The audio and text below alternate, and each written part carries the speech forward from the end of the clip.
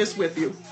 Oftentimes, what I'm finding is that people will kind of just even compensate the lack of fulfillment that they're getting by doing other things. You know, sometimes it's over shopping, sometimes it's overeating. It's whatever they're going to do to kind of just stimulate and just bring some happiness in their life. Because the one thing that researchers and scientists do know is that sex does have a chemical response on you. So we know sex triggers the release of various brain chemicals, including dopamine, vasopressin, and oxytocin. So these are very good feel-good chemicals which are associated with creativity. These are some of the things these chemicals are associated with. Creativity, problem solving, cooperation, and confidence. So what they're finding is that regular sex is even improving people's workplace performance. They're, so we can say more bedroom activity is increasing just the outlook in the boardroom as well.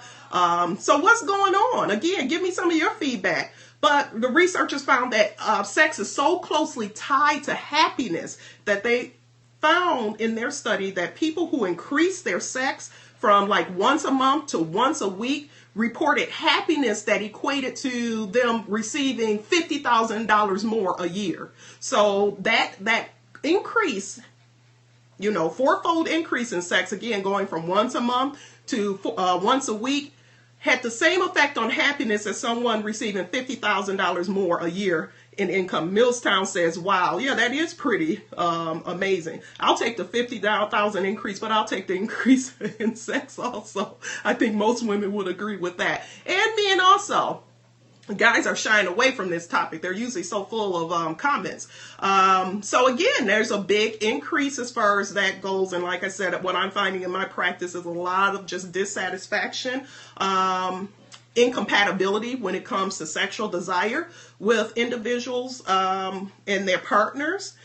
And that's something that can be a very difficult topic to talk about with someone, but it's a necessary topic to talk about because it's so important and so related to your general sense of well-being, overall well-being. So researchers found that sex may contribute to your happiness and your actual bank account. So in other ways, according to recent research by Dr. Helen Fisher, people who have more sex tend to do better at work.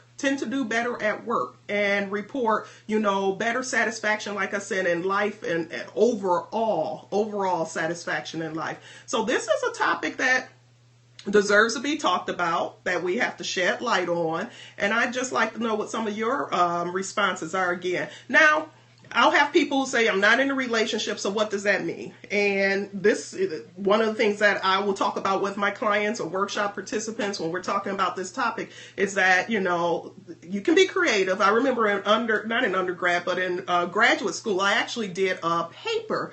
And the paper was based off this book that's called Sex for One. And you can guess what that is. So the book, it was an entire book. You could probably Google it or find it on Amazon. This was probably 20 years ago, but I know it's still out there. But this book was basically talking about people who may not have someone in their life to just fulfill those sexual desires, that you can look into having sex for one. And yeah, that's self-stimulation, masturbation. So that's something that, a lot of people are just even shy to talk about it. I can remember when I was younger and there was a general surgeon. Some of you who are probably close to my age remember it. I can't recall her name, but she actually went out and suggested this to a group and suggested this as something we could be promoting to our young people. And she had to step down as general surgeon because it was like for her to even talk about the masturbation, the big M word, was just like such a taboo. And last week, I actually found a group. Someone shared a status from a group on Facebook that is like Christians Against Masturbation, believe it or not. And it just talked, if you ever Google that, you'll be surprised at some of the things that they have in there. I see Odell Lucas has joined. So, Odell, share with us too. What are some of your thoughts of that? Is there a link between sex and happiness? He says, I fooled him last time I indicated we were going to talk about that. This on Periscope, but this is the conversation tonight. Is there a link? And so again, like I said, the research is showing there's a direct link. People who are more sexually satisfied tend to do better at work. And one of the things I want to point out, it does not necessarily mean how many times per week. It's all subjective. So for some people, and I found this, for some people, once a month, once a quarter, once a year may be enough for them, you know, and if that may be enough for their level of satisfaction, and if that works for their partner as well, then, you know, so be it. That's considered compatibility as far as sexuality goes or sexual desire goes. But if you have individuals or partners where one has a higher sex drive than the other, then you have to be careful. Someone says, when I'm satisfied, I'm more productive. And that's coming from the Greening Project, I see. But yeah. So this is what the study is saying. I think you just logged on, but the study actually says that people who are more satisfied tend to be more creative, more productive, and perform better at work. So tomorrow when you go to work and you see folks in there who aren't performing, or, you know, Krabby Patties or what have you, no, don't go ask them when was the last time they had sex. That wouldn't be ideal, but that could be one of the reasons that they're not in that mood or have that glow, as people say about them. Odell, we're waiting. You're a guy. Share. Is there a link? Do you think there's a link between that? And as I said, it triggers a lot of different various chemicals, contributes to your happiness. Women and men who are more sexually satisfied are also happier. And there's a link between it and longevity, too. People who tend to have sex life even into older age tend to report less health problems. So that's a great benefit. But of course, you know, you want to make sure that it's something that's mutually enjoyable. You know, you want to make sure that it works. Like I said, whatever is the best compatibility between the two people. So it's not basing it on how much sex your friend is having, or, you know, the couple across the street or what have you. It's all about what works for you. But it's a conversation that should be had. I recently posted a video, and this video was on, if you guys are in my Full Bloom group, you can find it. Odell says, yes, sex makes a man happier. True, it's healthy for us. Women as well. Thanks for sharing that, Odell. Thanks for sharing that. So this video I shared the other day, and I hope you guys, if you don't, please go and try to find this video. But it was basically about why happy people cheat, why happy people who are happy in marriages cheat. And it was a TED Talk. Some of you guys have heard of TED Talks, and it's very good. If you have 20 minutes, it's worth it. Trust me. A lot of what this researcher found is what I found in my own practice. You know, oftentimes what leads to infidelity is just this sense of a lack of connection with your partner. And we know sex is very good for connecting people. I recently had a conversation with a client of mine talking about how to affair-proof his marriage, because he is in a situation where his wife's sexual desire is significantly less than his. And we talked about that. We talked about getting them in to some counseling to discuss how they could find some common ground to avoid an infidelity or affair from happening. But some of the things in this video, and like I said, if you're in the In Full Bloom with Dr. Rose group, you can find it. Lab Life looked at it. She said that video was awesome. I agree. Watch it. I'm telling you guys, watch this video. Thanks a lot for that, Lab for Life. But one of the things she shared, and I'm going to share this, it's amazing, because she talked about how infidelity or affairs are universally forbidden, yet they're universally practiced. And let's see, it used to be, you know, the definition of infidelity, you know, used to be someone stepping outside of their marriage and having sexual intercourse. But the definition of that has changed over time, especially with social media. So it's, you know, it's no universally agreed upon definition. Is sexting infidelity? Is chatting with someone on social media infidelity? I mean, these are the things that, the question that, like I said, is not universally agreed upon. I know women who think if their man watch pornography, that's considered a form of cheating. Where can I find the link for that TED Talk video? Jeanette, if you go, you can either go and like my fan page, Dr. Rose in Bloom, Or you can go to the In Full Bloom with Dr. Rose group. If you're not a member, you can request to be a member, and both of those links are on there, and I will make sure I put it back at the top of the page so you can find it.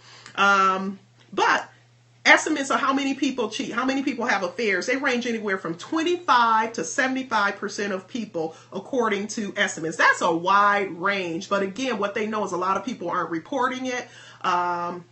But some people feel the definition of infidelity is a secretive relationship, an emotional connection, sexual intercourse with someone.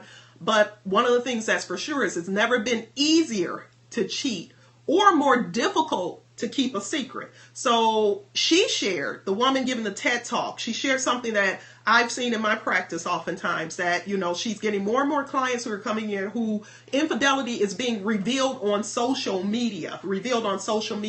So, I've had a client recently that came in and his affair, someone who found out about his affair plastered it all on social media.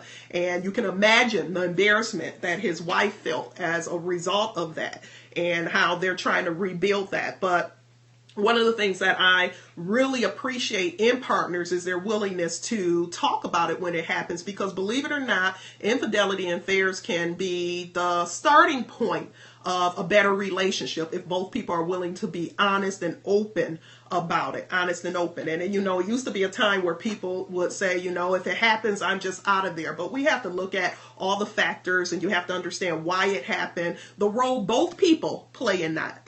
Not just the person who commits the infidelity, but, are there some factors with the person who considers themselves the victim that needs to be looked at to prevent this from happening again? And I'm just trying to see if there's anything.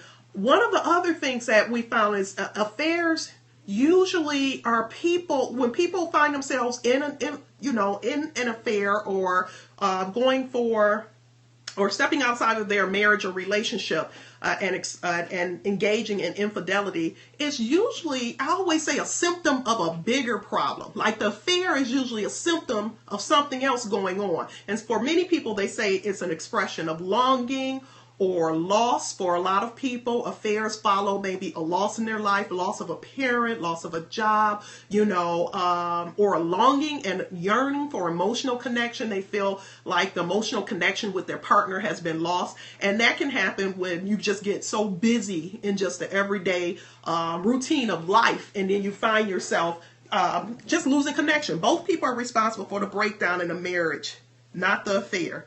Thanks, Sandra, for that. And that's true. Both people are responsible. There's one person who's actually taking it to that next level of affair. But these are some of the reasons. I always tell whoever, if it's the female or the male who has committed the affair, the question I always ask is, why did you do it? And, and the reason I ask that, is not necessarily to put the person on the spot, but if you cannot answer that question, if you cannot answer why you did it, what's to say it won't happen again? And that's what I try to get. The point I try to get to them is that it's so important for us to understand the why so we can prevent that from happening again. And so Odell says lack of communication. That's a huge one too. Again, communication is part of that connection. So when people start just finding themselves spacing further and further apart from each other, it's fertile ground for infidelity. And someone else says lust. Lust, let's be real. For some people, it may not be a longing. There are some folks who are just pathological philanderers, as we say, and it's just in them. They're just, lustful, and it's not a longing for anything. Some people, it builds their ego and makes them feel better. But I will say this, Lanita. The majority of people is because they feel like they're lacking something. Millstown says lack of attention, and that's so true as well. So the majority of people feel like that they're longing for something. Like I said, emotional connection, maybe novelty, freedom. That's the one thing I always hear people say with an affair. It just gives them a sense of feeling free. Not feeling your needs are being met by your mate. So true, Miss Tasha Mack. That is so true. Not feeling your needs are being met. But that's where communication, like Odell said, and I've mentioned before, that's where communication comes in, because, communication is so important because if your needs aren't being met, it's so important for you to talk about it, to communicate it. But, the problem I find also with couples is that there's sometimes a person who just breaks down. That can be a very touchy topic. So people will, clam up. They will shut down and they don't want to talk about it. And I find this happen. Well, this happens with men and women. I don't even want to put this more on any gender because I see it happen with men and women. And one of the things that you really have to pay close attention to, because I find this, and this, I'll say this more so with women than men, I find that their belief, it's important to examine what your whole belief system about sex is. I find a lot of women who were just early on given some very unhealthy belief systems about sex, and those unhealthy belief systems have carried on into their relationship. I see the hearts coming with that one because it's so true, and we see it all the time. Those unhealthy belief systems, maybe what mother told you, what grandmother told you about sex, is not for you to enjoy, it's for your husband, or people who use sex as a leverage, to kind of just get what it is they want or what have you. And that can be a dangerous, dangerous road to go down. So it's so important for us to examine what are your, basis. What's your foundation? What were you taught about sex early on in life, and how does that play a role in your life currently with your partner? Because it's unfair for your partner to have to suffer from just maybe some really limited views that you have about sexuality. And again, it's important to try to make your marriage, your relationship, your committed relationship affair proof, because we know, like I said, it's something that's universally forbidden but universally practiced. And it's so important for us to do and be open enough and communicate what needs to be communicated to prevent that from happening. But people also say they feel alive and connected when they have affairs. They feel more alive than they felt in years. And for people who may have experienced a recent loss in their life, like I said, whatever that loss may be, that affair sometimes just feels like a life preserver. Odell says, yep, childhood issues and family issues, childhood and family issues, huge role.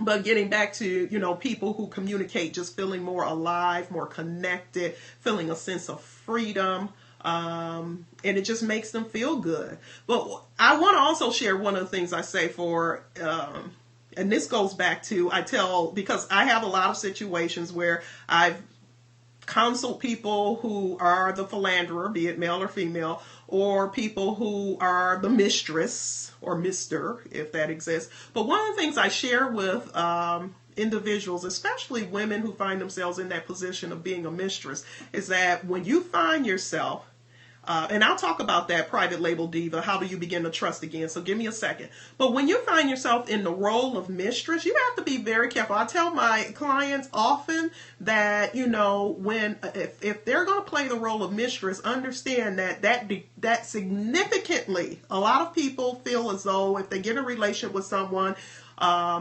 and that person just falls head over heels in love with them, they're going to leave their current situation. And that's so rare. That is extremely rare, because what I typically find is that when a person's able, we'll just use the male and the female mistress as an example.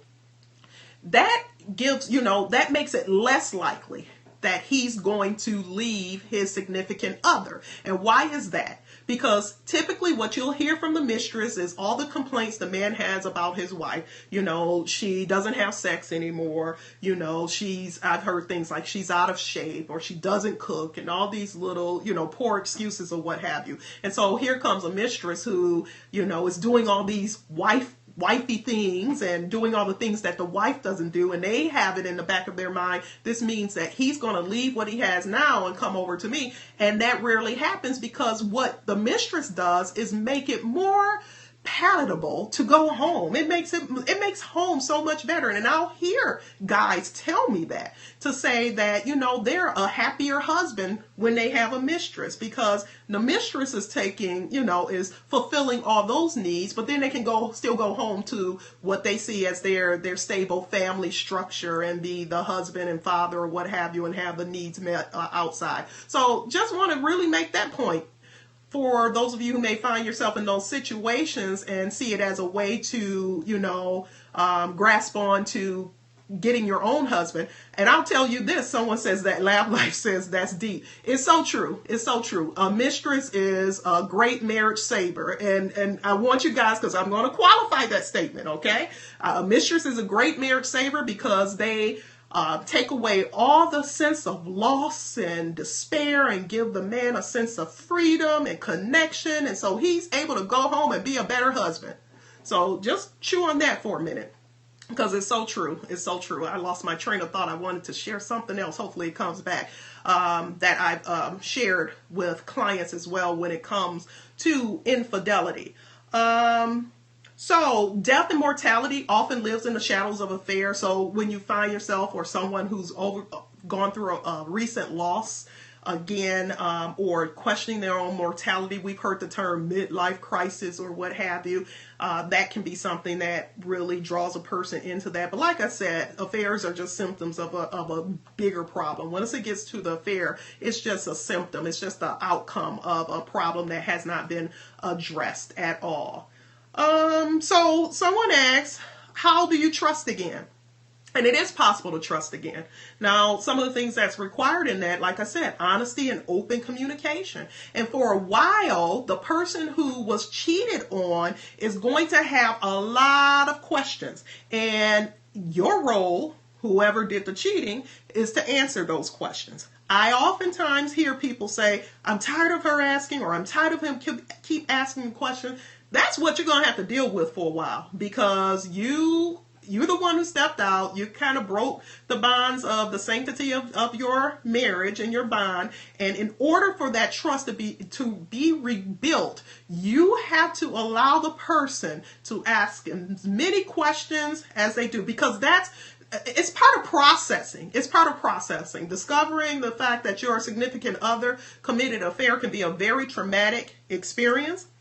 And one of the things we know with trauma is that what helps process the trauma is to talk about it. And I know the person who committed it don't want to talk about it because you didn't want to be found out. But it's so necessary if that trust is going to be rebuilt. And the more, this video also suggested, and this was something that I really highly agree with, is that don't wait for the other person to bring it up. Because trust me, even if the person who was cheated on isn't asking the question, they're thinking and it's in their head. So it's your responsibility to go to them and maybe just start the conversation and say, hey, I want to just apologize again. And let me just explain where my mindset was then, and reassure you that's not where my mindset is at this moment. So trust has to be rebuilt. Communication is the key to that, and being open and honest and answering the tough questions. Can, marriages survive affairs? Of course they can. Some can't. Sometimes trust can't be rebuilt. Sometimes it's just too much and a person cannot get over it. And that's something you have to respect. But like I said, you gotta always understand the why of it. And both partners have to take some type of ownership of it. And as Sandra said, not necessarily ownership of the affair, but ownership of what led to that. Lab Life says the marriage is over once the affair is revealed. And so I want to talk to that, because it's true. That marriage is over. She says, according to the video, but it creates an opportunity to create something new with that partner. Right? Yes, I see you agree with that. So that marriage is over. It will never be what it once was, but it's an opportunity to create something anew, create a new bond with that person. That is possible, but it requires very mature people. It requires, and oftentimes not just couples counseling, I'll see people individually too, because we have to tackle those issues, those maybe, like I said, childhood issues or family of origin issues that need to be tackled so you can have a successful marriage. And Lab Life says that was an aha moment for me. So true. It's an opportunity, and so it's an opportunity to, like I said, create something new, put that old marriage, the lack of communication that existed in that marriage, the space that was created that increased the likelihood of affair, put that marriage to rest and create a new marriage for you and your partner. So, great conversation. I want to just make sure there's nothing else here I want to cover. Let's see.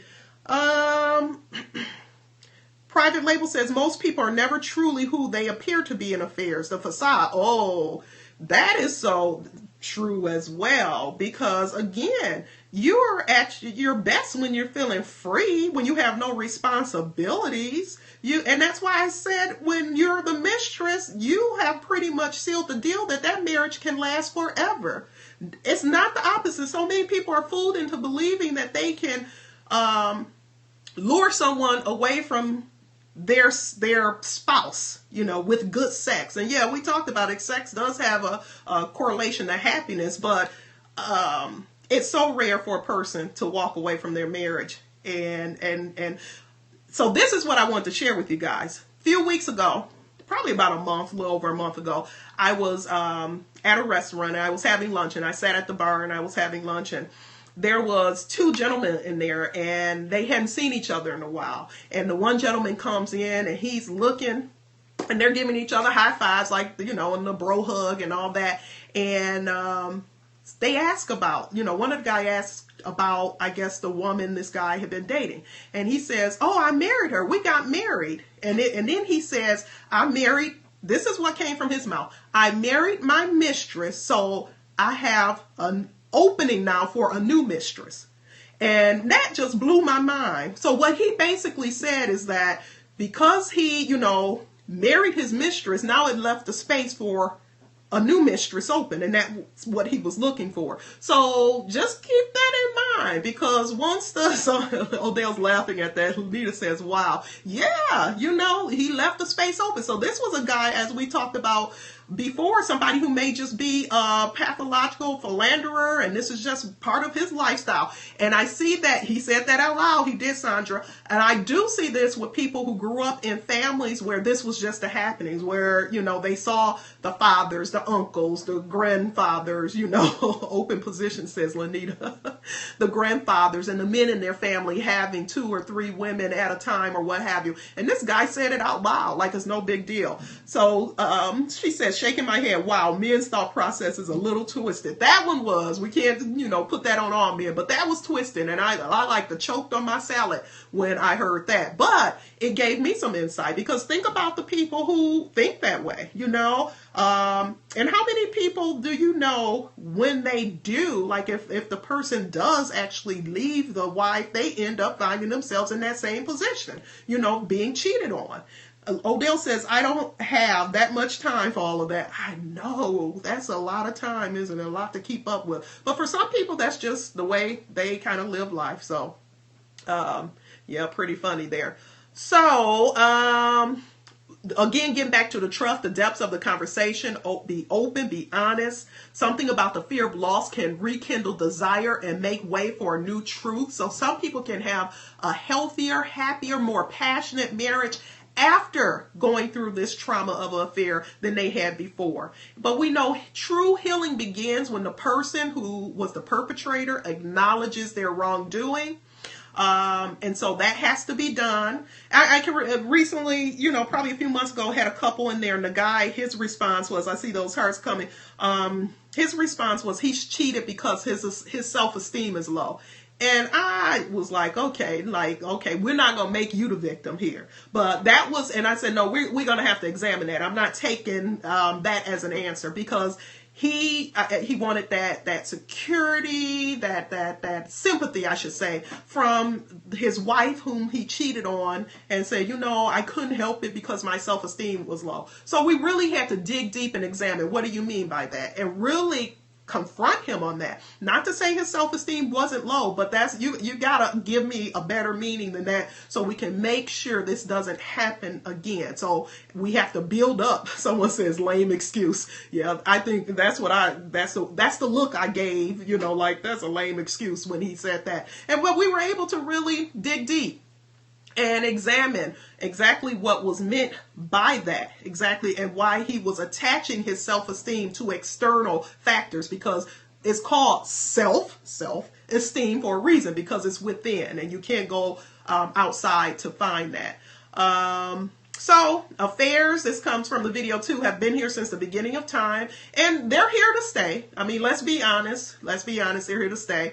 And betrayal comes in many forms. So sexual infidelity is not the only form of betrayal in a relationship. It can be neglect. I think Millstown was saying lack of affection. It can be violence, indifference, contempt. Sexual betrayal is only one way to hurt a partner. And the victim, this is key here, guys. The victim of the affair is not always the victim of the marriage. I want to say that again. The victim of the affair is not always the victim of the marriage. So I've seen it over the years. Individuals, be it the male or female, who have been in a relationship that they've been neglected, or there's been violence, indifference, contempt, any of those things. They've been victimized for years. And sometimes it just comes to a point where they find themselves just really drawn toward an outside relationship. Doesn't make it right.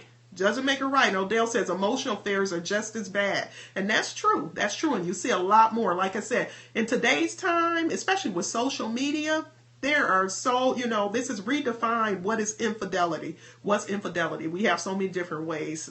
Chat rooms, Snapchats, messages.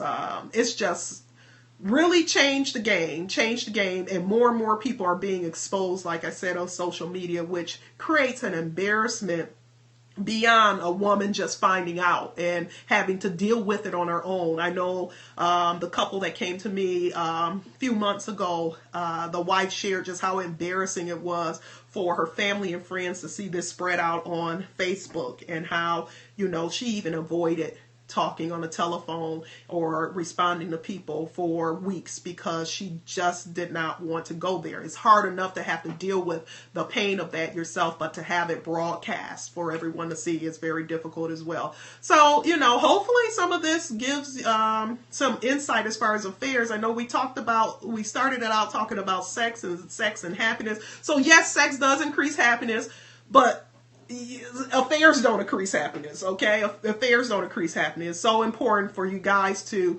if you, as much as possible, attempt to create that passionate sexual connection with the person you're with.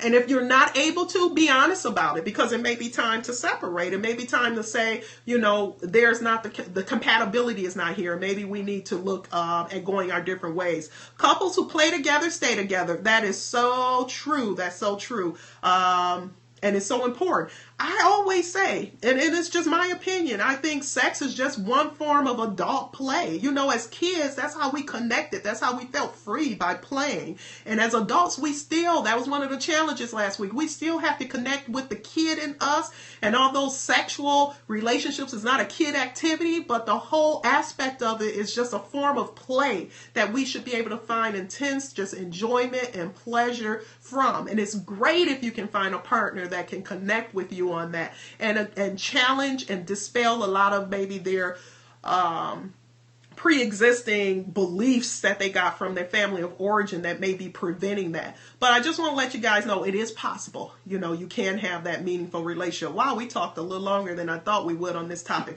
but great topic. We'll revisit it again, and maybe this week we'll focus on relationships.